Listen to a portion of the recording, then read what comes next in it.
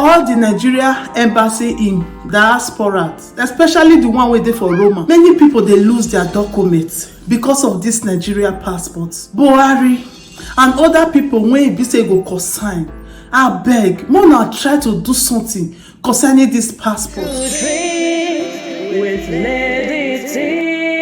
Hi everyone, welcome back to this YouTube channel. True Dreams with Lady T is your sister, your friend, is your girl. If this is your first time you just did get post for YouTube, or you just see this channel for the first time, you have not subscribed, please consider to hit that red button and click on the notification button so you will know anytime we put video. Yeah, thank you so much for coming around again, and God bless you. So my people, today we want to talk about our Nigeria passport. You know, I did a video I think a few months ago concerning how I almost lost my permit to stay because of a Nigeria passport. Many people say na lie, no, there exists, they can give you your documents without Nigeria passport, you can do this without that, you can do that. I no lie. When I even go our police office, which day for year, the woman see me, he still remember me, because they say, yeah, you concerning passport, maybe they watch the video, or I don't know. I'll just go lie for government when I know say in a public place I dey talk this thing, they can see it at any time. I no lie, not truth. You know, when your documents, if you get 1 year, you get 2 years, now they give you for your documents. If you not bring your passport come collect, you not consign them, now you go pay money again, come renew. Because once you not bring your passport, anytime you bring your passport, if now 1 year they want give you, after 8 months you bring your passport, now 4 months that remain for you, they will give you. They'll give you your permit to stay. Now you will come spend another money to renew. Now not say to renew, not be free now money. But if now that one of long period, it they concern them, because you not fit just keep on for the hand for 5 years. You not fit keep on for the hand for 1 year.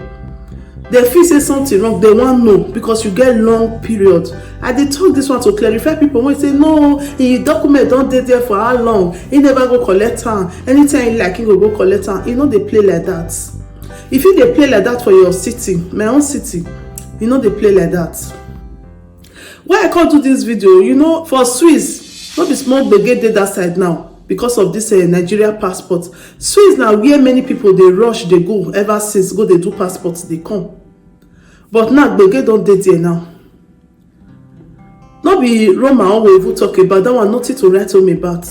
That's why I can't do this video. Say I beg. Many people they lose their documents. Many people document now, they don't tell them say if you not come bring out, what happened to me that time, if it happen today, I pray may not happen to anybody, because not be everybody go happen to, you go get the document back. So we'll spend money before they'll get their document back, they'll go take lawyer, take this thing. I see some people say, why I sign, and must you sign, you for not sign. No, sometimes they still know the house, now they beat police. Sometimes when document go come like this, you need to sign. When we say now police people bring this document, say see, you need to sign. You contact they say you want to see lawyer. Supposing I not sign, I say I want to see lawyer, I will go take lawyer. Do you know how much I'll spend for lawyer? I go spend lawyer and the case go come be double case because I don't carry the go court be that. Now court will come go the judge the matter. That's why to you avoid all these things, you'll do some kind of things. You understand? What did me do this video for? Now beg, now come beg Nigeria embassy. The one way they room. And others, not try. I know say this COVID-19 spoil many things, but before you know first see nothing to write home about before. How much more say this COVID-19 just can't happen? You go see say now 1 year, 2 years people come to they get their passports. Before for Rome, 6 months, 7 months. My own was 7, 8 months at that time. Or Corona never started that time. And some people come to us say I not quick putting, because yes, I know say I not quick putting, but people when quick putting now, they are all done the tire apart to. I guess somebody when they very, very close to me, he just put it to renew. The passport will expire 6 months time. Now he just puts it, say, since he does pick some comments for my side, say if he dey 6 months to expire, you feel put in. Now he just rush put in, and he document dey 7 months to expire. So as the passport you're there 6 months to expire, he rush go put in. Now put in 2 months don't come out. You never ever get appointment for some print. 2 months now. You don't pay the money where they pay for internet. They don't give an appointment.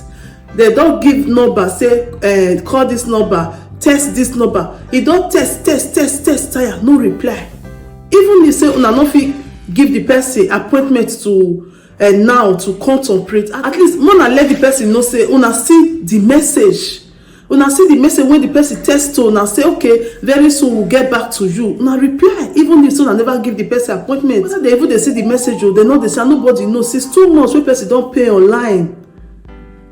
Una think now.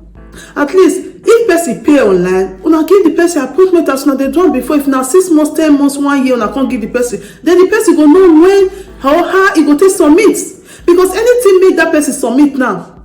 If passport not dey ready, now wetin happen to me that time go come dey happen to the person. Okay, 2 months now, 6 months the passport wan expire, 2 months don comot. E don already put in o, they never give am appointment to come to to, and if you even still to print, e go take another 4 months before passport go come out for Rome. Sometimes 3 months. This one now 2 months don comot now. They never know when they want to print. Please, Mona try to work on this thing. Mona think about the struggle when we dey struggle for this Europe. Without documents, without permit to stay, your leg no strong gidigba for Europe, for any country where you dey. Person don suffer, manage, get the documents finished, permit to stay.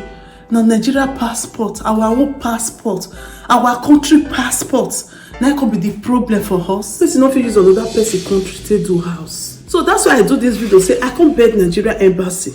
Please, Mona try to do something. Mona no dey ignore the text message. Now say test. They don't test for more than 2 months, no reply. Eh? Just try to reply so we will get back to you. At least the person will not say, when I don't see the message. The person even, they will even call the thing say, I've been a wrong number. They look number 100 times. Now the same number, no response. Okay, see Switzerland, oh now everybody they complain. Many people, their document, they want to lose their document. That made they wrong. Go Switzerland. Say, okay, make they see if they'll fit get for there. Yeah, why don't cast for that side too? Everywhere, not be only there. I even see one from another country again. Please, Mona try to do something. To get document, permit to stay, it's not easy. Once person don't get her, you work to keep her, you try to be good, try to do everything to keep your document. Please, if you watch this video, please share this video. Share this video to all your social media networks. Share this video to everywhere. So it will get to them. They will know say, we there for abroad. Many people want lose their documents because of Nigeria passports. If you no bring your Nigeria passport, if you renew, they will not give you. And you must have to bring it. Don't make your brothers or sisters lose their sweat. Because to get permit to stay, no be more. Because we don't know where this comes from they come. I know say this COVID 419, we know say it still cause some damages. Buhari, Nigeria embassy, we not come here, come force. Now I beg will come beg una. Wanna do something. Many people need documents to take work. Without Nigeria passports, you don't get documents. How you want to work? So please, thank you guys for watching this video. Please, if you are watching me for the first time and you have not subscribed, consider to hit the red button and click on the notification bell so you will know anytime I post video. Yeah, in this channel we always talk about stories. We are not here to just say a story. We are here to talk about story that will change life, that will touch life, that will change situation of things. So if you are sharing our video, you are helping us to change life, you are helping us to save life. That's why we always pray for you that Almighty God will send someone to support you in anything that you do in your life. Thank you so much for watching. And remember your sister, your friend, your girl, your pikin through Dreams Bright Life with Lady T. See you on our next video. Ciao, ciao. If there is anything that is bothering you, my friend, please say it so others will learn. Bring it to True Dreams with Lady T, and God will be your strength. Bring it to True Dreams with Lady T, and God will see